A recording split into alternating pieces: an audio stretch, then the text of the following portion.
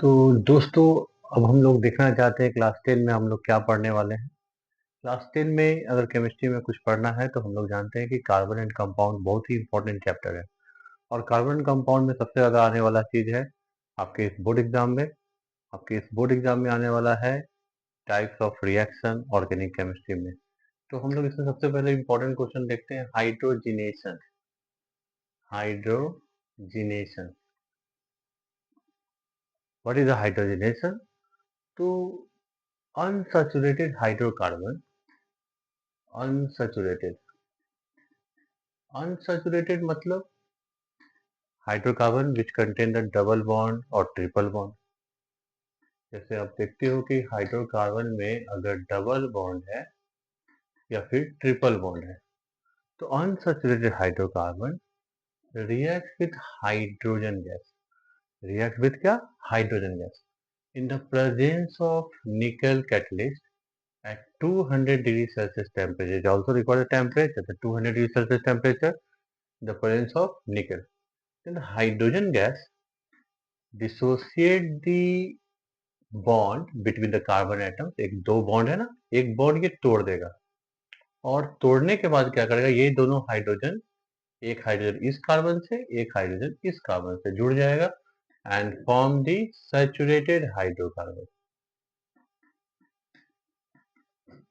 So this is known as hydrogenation process in which the unsaturated hydrocarbon react with hydrogen gas and form the saturated hydrocarbon. So then this process is a hydrogenation. Why we use the nickel catalyst? Because both are the gases, both are found in the gaseous form. So it acts as a solid catalyst. Solid catalyst it means ये absorb करेगा किसको? Unsaturated hydrocarbon को और hydrogen gas को, ताकि वो reaction कर सके। तो यहाँ देखोगे आप कि डबल बॉन्ड है वो डबल बॉन्ड टूट जाता है और ये हाइड्रोजन गैस रिएक्शन करेगा।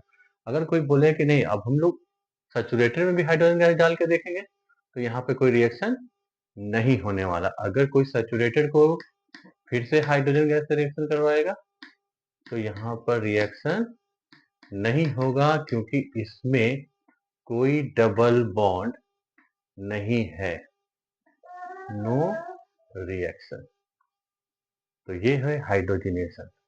जैसे हम लोग बाजार में देखते हैं मार्गेरीन, एक सैचुरेटेड फैट है जो बेसिकली सब बटर बोलकर खरीद रहे हैं, वो भी इसी प्रोसेस से बना हुआ है। इसमें हम लोग जानते हैं कि कोई भी ऑयल्स जो होता है वो हाइड्रोजन गैस से रिएक्शन करेगा निकल कैटलिस्ट के प्रेजेंस में और बनाएगा क्या? Saturated fat. तो सैचुरेटेड फैट जो बनेगा ये सब प्रोसेस किस में आएगा? हाइड्रोजिनेशन।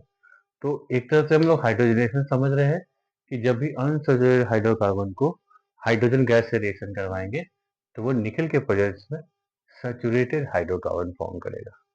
तो वेरी इंपॉर्टेंट कि आपको कौन सा कैटलिस्ट की जरूरत हो रही है? निकल की। कितने टेम्परेचर की? 200 डिग्री सेल्सियस टेम्परेचर की।